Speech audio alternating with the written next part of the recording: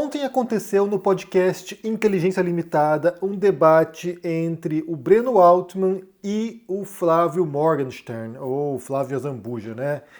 E aí, bem, é longo, né? São 3 horas e meia. Eu confesso que eu não assisti inteiro, eu assisti a primeira metade, porque é muito tempo para assistir isso aqui, eu vou terminar depois. Mas o ponto central que eu quero analisar com vocês foi logo no começo, foi a primeira parte do debate, porque, pelo que eu entendi ali, foi um desafio que aconteceu entre os dois nas redes sociais e o tema do nazismo perpassa uma boa parte do debate, né? Então, assim, a questão se nazismo é de esquerda ou de direita, que é um tópico pacífico, não há nenhum historiador sério que defende a possibilidade de que o nazismo fosse de esquerda, mas você tem uma corrente negacionista histórica, né, que é olavista no Brasil e que parte desse princípio. O Flávio Morgenstern defende isso aí pelo menos 10 anos, então, assim, eu já vi vários momentos, já confrontei aqui no canal, inclusive, e, assim, a gente vai ouvir o que eles disseram aqui, tanto o que disse o Flávio quanto a resposta do Breno, e depois pensarmos algumas coisas sobre isso, porque, gente, é sério, né? 2025 e esse tema voltando mais uma vez. Só antes de começarmos, eu quero aqui anunciar, né, o livro meu novo, infantil, que está na pré-venda agora, chamado Beijos. É um livro escrito em parceria com Caroline Arcari e com ilustrações da Inês da Fonseca. Tá muito lindo, como eu falei, o livro está na pré-venda, link na descrição aqui, e em maio estaremos no Brasil para lançar esse livro. Certamente no Rio de Janeiro, já tem data confirmada, mas eu volto mais adiante para avisar aqui como fazer para participar do lançamento. Mas vou deixar o link aqui para que se conheça o trabalho e se empolgue com a ideia, porque o livro está muito lindo, as ilustrações são obras de arte de verdade, então sim, tá fabuloso. Não é só para criança, para adultos também, se você quiser. Então confira. Então vamos assistir juntos aqui a parte do debate entre Breno Altman e Flávio Azambuja. Então ouçam aqui. Os banqueiros judeus da vida de negócios e a criação de bancos nacionais com uma administração democrática. Eu não sei se esse programa aqui se discorda de alguma coisa dele, Breno. Vamos lá. Minha réplica, não é isso? 3 minutos. Eu acho que essa sua explicação, Flávio, é completamente despropositada e não tem lastro nos estudos históricos. O regime nazista, o movimento nazista, ele nasce como uma resposta fundamentalmente à crise da Alemanha depois da Primeira Guerra Mundial e à ascensão dos movimentos revolucionários que colocavam em xeque o capitalismo na Europa, que haviam sido vitoriosos na Revolução Russa em 17 e que ameaçavam o capitalismo alemão depois da derrota da Alemanha na guerra. Esses movimentos revolucionários foram muito poderosos, especialmente até 1923, e os instrumentos normais que a burguesia tinha para enfrentar os movimentos revolucionários, que era o liberalismo, o conservadorismo, esses instrumentos não davam conta daquela situação em função da profunda crise da Alemanha. Em resposta a isso surge na Alemanha o movimento nazista. Em resposta a isso também surge na Itália o movimento fascista. Eles são ao mesmo tempo um movimento que buscava reorganizar o Estado alemão e o Estado italiano e enfrentar os movimentos revolucionários liderados pelos comunistas. Essa é a marca de nascença do nazismo, o combate ao socialismo. Ele só nasce por esta razão. Sem essa razão, não surgiria o nazismo e não surgiria o fascismo. Sem a Revolução de Outubro e o crescimento do movimento revolucionário dos trabalhadores, não existiria nazismo, não existiria fascismo.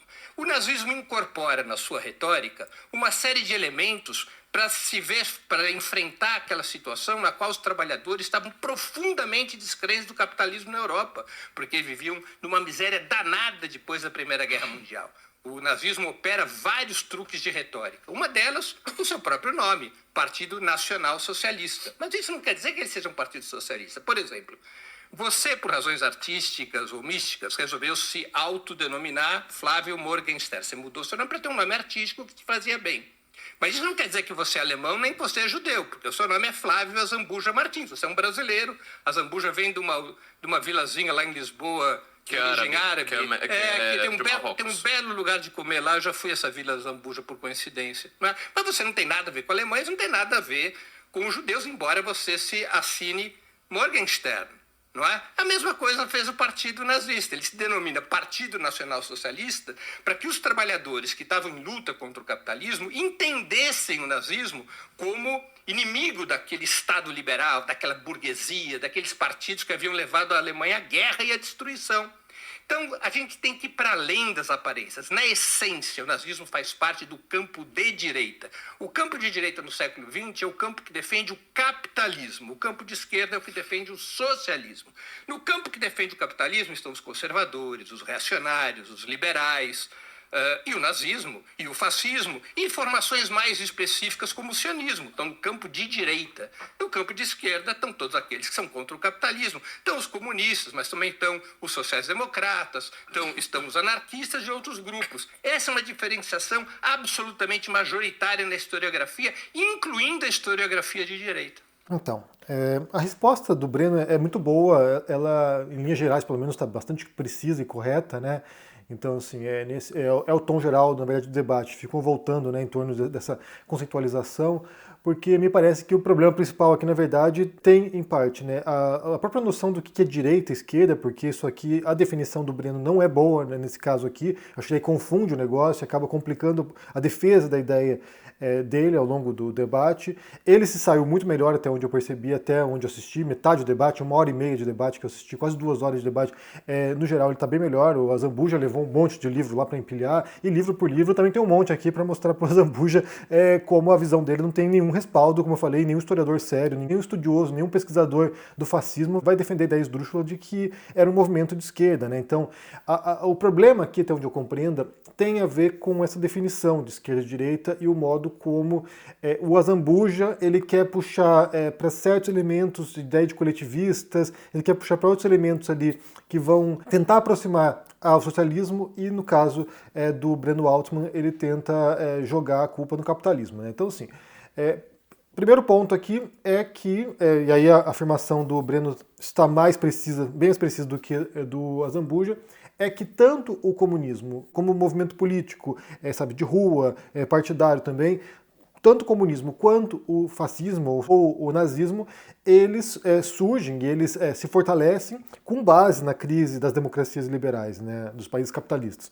Então, assim, eles prosperam na crise, eles prosperam, sabe, nesse colapso da legitimidade desses modelos e como a população estava insatisfeita com a resposta que esses modelos políticos estavam dando para problemas concretos da população na Itália, na Alemanha e em outros países, porque não foi apenas na Alemanha e Itália que surgiram movimentos fascistas. Havia na França, era muito forte na França, inclusive pessoas especulavam que seria o país mais propício para um movimento fascista chegar ao poder, mas não foi isso que aconteceu. Então, assim, a Inglaterra também tinha movimento fascista, Brasil tinha, né? Então, assim, estava disseminado. A ideia fascista ela não era, sabe, localizada. Claro que cada país tinha sua própria manifestação de visão nacionalista e, claro, com uma retórica própria, né? Quem fala muito sobre isso é o Stanley Payne, no livro dele A History of Fascism, que vai mostrando como cada país foi se organizando em torno da ideia fascista nacionalista. Então, você tem lá movimentos que eram de vertente, se a gente for pensar aqui, vertente de direita ou de extrema direita. Isso não há a menor dúvida. A questão que eu falei, o problema aqui central é a definição que o Altman utiliza, que é a direita ela é pró-capitalista, a esquerda é contra o capitalismo, e essa é uma definição ruim, eu acho. Essa definição ela dificulta, como eu falei, a defesa dessa tese. Por quê? Porque daí, aqui nesse caso, eu preferiria adotar a definição do Norberto Bobbio, que acho que é a mais adotada, a mais utilizada, e que parte da relação entre os grupos com a desigualdade. Então, assim, a direita seriam aqueles grupos que tendem a aceitar ou reconhecer que a desigualdade é natural, é inevitável, portanto, o ideal, a meta seria preparar as pessoas, os cidadãos, para poderem galgar a hierarquia. Então, assim, não tem como romper com a hierarquia, não tem como romper com a desigualdade. Você tem simplesmente que, gerenciar a desigualdade. Enquanto que a esquerda seriam aqueles grupos, indivíduos ou ideologias que pensam na redução da desigualdade ou na superação da desigualdade. Então, se você pensa nesse sentido aqui, aí isso ajuda a compreender melhor, as posições ideológicas dos diferentes grupos, que nunca são muito simples também. Eu acho que aí entra a grande dificuldade, talvez o grande empecilho para que o Azambuja, o Morgenstern, compreenda o nazismo e o fascismo como movimentos históricos, porque ele quer sabe, uma resposta fechada e simples para aquela coisa, e não é simples. Os movimentos ideológicos, eles são muitas vezes contraditórios, difusos. O nazismo não era diferente, o nazismo reuniu sabe, uma salada de ideias diferentes, e havia uma tentativa de sedução da classe trabalhadora, como diz o Altman ali. Então, assim, você tinha dois modelos, que é modelos de demonstração de insatisfação diante do fracasso liberal, e aí, de um lado, você tem o movimento comunista, que vem com essa ruptura revolucionária e sabe, de superação da luta de classes, e, por outro lado, você vem com esse movimento nacionalista, racista, porque a origem do nazismo, né, a essência do nazismo é antissemita, então você tem uma origem racista, hierárquica, étnica, ou seja, havia essa desigualdade social, era tomada como um dado da realidade, e no topo dessa hierarquia social estavam os arianos, né, os brancos alemães arianos, depois ia descendo, aí eslavos lá embaixo também, eslavos eram sub-humanos quase, e depois na base lá completa, os judeus e os negros e assim por diante. Então, assim, você tinha uma visão que era altamente estratificada, hierárquica, junto com o nacionalismo, e isso seria configurado como uma visão de direita. Claro, pensando aqui em relação ao Norberto Bobbio. Aqui, como eu falei, o primeiro passo para esse debate poder definir, né, de direita ou esquerda, seria definir o que é direita e esquerda. E em nenhum momento eles fazem isso. Então eles ficam lá transitando entre uma conceitualização difusa. O Altman faz isso, né? Mas faz de maneira ruim, eu acho que a definição dele é ruim. O Zambuja nunca faz isso. Então eles ficam ali tentando encaixar, sabe, nesse espectro ideológico e político, tentam encaixar o nazismo sem que tenha exatamente uma clareza do que eles estão falando, né? Como eu falei, o Altman faz isso, mas é ruim, então dificulta a defesa dessa ideia. Então esse é o primeiro ponto. A partir do momento que você não tem uma definição clara do que é esquerda e direita, é evidente que fica muito difícil você encaixar onde está, não apenas o nazismo, mas qualquer outro grupo ideológico, né? Aí o segundo ponto, que acho que é onde pega, né, para os olavistas e para a direita brasileira e para essas pessoas negacionistas históricas, tem a ver com essa ideia, ou esse temor de ser associado ao nazismo, né? Quando você fala que o nazismo é de direita, e aí o Altman faz isso, né? Um momento ele fala ali que a direita é racista, a direita é escravagista, é colonialista, isso é uma simplificação também tosca, né? Então, assim, acaba pondo num pacote de direita tudo que é ruim é de direita e tudo que é bom é de esquerda. Isso sabe, é ridículo também. Também há pessoas de direita, também houve pessoas de direita que eram contra opressões, que eram contra a ditadura, que eram contra a escravidão, que eram contra a opressão das mulheres. Basta pensar, inclusive, né, John Stuart Mill, que era bastante, era liberal, seria de direita, né, mas era bastante avançado em termos de compreensão das desigualdades e de enfrentamento das desigualdades. A mulher dele era sufragista, então, assim, você pôr todos os males na direita, todas, sabe, as bondades e a pureza moral na esquerda é uma tolice completa. Chega a ser ridículo, né? Mas se faz isso frequentemente. Eu já vi outras pessoas fazendo isso também, de esquerda, né? Geralmente a esquerda tem essa coisa, nós somos os bons, os outros são os maus. E isso é um reducionismo conceitual e ideológico tremendo. Isso também dificulta a compreensão das ideias e das ideologias. Então, o que acontece com a direita, com alguns direitistas pelo menos, para que, como há essa tendência de demonizar tudo que é de direita, aí eles querem descolar o nazismo e jogar para a esquerda. Então, assim, não, nós não somos tão ruins assim, também é coisa ruim na esquerda, mas há coisa ruim na esquerda, né? Mas pensar no stalinismo, ninguém da esquerda vai jogar o stalinismo para o campo da direita, porque não faz sentido. É óbvio que o Stalin era de esquerda, é óbvio que as ideias que ele tentava implementar ali, ou que ele implementou, ele tentava fundamentar isso numa leitura do Lenin, do Marx, então, assim, não era de direita o Stalin. Então, assim, você pode ter, dentro do seu campo ideológico, né, desse vasto espectro ideológico direita e esquerda, você pode ter figuras excepcionais, brilhantes, extraordinárias, positivas, sabe, que fizeram contribuições incríveis para a humanidade, para o pensamento, e você pode ter aberrações, abominações e genocidas nos dois campos. Então, assim, uma coisa não exclui a outra, né? Você pode ter pessoas conscientes na direita, até conservadores às vezes, né, conscientes e que partem da visão deles para preservar certos valores que eles julgam como positivos. Inclusive aqui, acho que até vale a leitura, né, do livro do Scruton, que você pode discordar do Scruton, eu discordo de um monte de coisa do Scruton, acho que o Scruton tem posições ridículas em relação à arte, mas quando você lê o livro dele Como Ser Conservador, você percebe que o conservadorismo que ele defende não é um conservadorismo colonialista, ou escravagista e assim por diante. Pelo contrário, o que ele está querendo defender ali, quando ele fala que ele quer conservar alguma coisa, são os valores democráticos, habeas corpus, assim por diante. Como eu falei, é tentar simplificar as posições, é transformar as posições ideológicas em espantalhos. Isso vale para os dois campos. Isso vale para a esquerda transformando a direita nesse espantalho e a direita transformando a esquerda nesse espantalho. E isso, claro, não esclarece nada, só complica a compreensão das coisas. Então você percebe que nesse embate aqui os dois fazem isso. Como eu falei, a leitura do Brenner é mais sofisticada do que do Zambuja, mas ainda escorrega nesse tipo de simplificação e reducionismo histórico, que não contribui nada, na verdade, no debate. Então, como eu falei, eu percebo que a direita tem esse temor de ser associado ao que tem de pior na história da humanidade e querem jogar o nazismo para outro lado. Olha só, o filho é teu. Mas não tem fundamento nenhum, né? É óbvio que todas as ideologias, ou muitas ideologias, são muito mais complexas no mundo real do que na teoria, né? E o nazismo foi muito bom em utilizar isso. Eu estou estudando esse tema agora no mestrado, né? A minha dissertação vai ser sobre isso, sobre o uso da propaganda nazista para demonizar os judeus. E aí eles eram mestres no uso da retórica, eles eram mestres no uso da propaganda. Então, assim, eles eram capazes de dizer coisas que eles não acreditavam para convencer a população alemã a aderir às ideias dele. Claro que muitas coisas eles acreditavam, de fato. Eles eram antissemitas, eles eram realmente, crédulos em relação a uma conspiração global judaica. Eles diziam, né, que tanto os bolcheviques, tanto a União Soviética era controlada por judeus, quanto o capitalismo global, os banqueiros eram todos judeus. Então eles tinham essa ideia paranoica de que o mundo era controlado pelos judeus e que a Alemanha ariana iria salvar o mundo dessa dominação. Então, a proposta da solução final, né, a proposta do extermínio de judeus, que não começa como extermínio, ela vai mudando ao longo do tempo, essa proposta do extermínio, ela tem como objetivo, na cabeça dessas pessoas paranoicas, o objetivo de limpar a Alemanha da influência judaica. Então, isso partia do confronto contra os comunistas, que seriam dominados pelos judeus soviéticos, quanto ao confronto a outros grupos, né, que seriam vistos como agentes do capitalismo.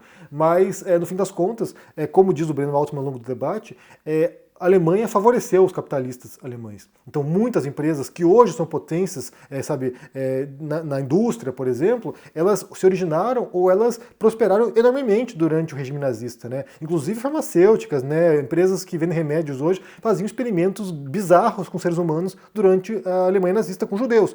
Então, assim, não há dúvida de que era uma sociedade capitalista, mas que reunia elementos de diferentes visões ideológicas, diferentes vertentes ideológicas, para convencer o alemão a se tornar nazista, a convencer a que Hitler seria esse líder excelente. Então, sim, eles usaram, sim, retórica socialista, eles usaram elementos ideais socialistas para tentar convencer o trabalhador alemão a se tornar nazista, e conseguiram muitas vezes. Há muitos relatos de social-democratas e socialistas que se filiaram ao Partido Nazista até por questões pragmáticas, às vezes, porque era um modo de não ser perseguido, era um modo de não ser exilado, era um modo de você prosperar, inclusive, na sua carreira, né, dentro das fileiras nazistas. Ou seja, houve de tudo, né? Porque o mundo real é caótico, né? O mundo real é complexo. Então, se você tem lá um movimento que, no auge, tinha milhões de membros no partido, e é claro que você tinha muitas vertentes ali dentro, pessoas que eram abertamente antissemitas, como pessoas que não eram antissemitas dentro do partido nazista.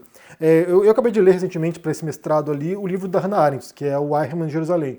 E ali ela conta claramente, né? Ela inclusive fala sobre o Eichmann, que o Eichmann ele não era um antissemita, né? Ele não se apresentava como tal, ele tinha contatos bons com judeus. Ele antes da sessão nazista, tinha convívio com judeus. Então, assim, a questão é muito mais complexa do que o Zambuja consegue compreender. Ele tenta simplificar as coisas, mas é muito mais difícil do que isso.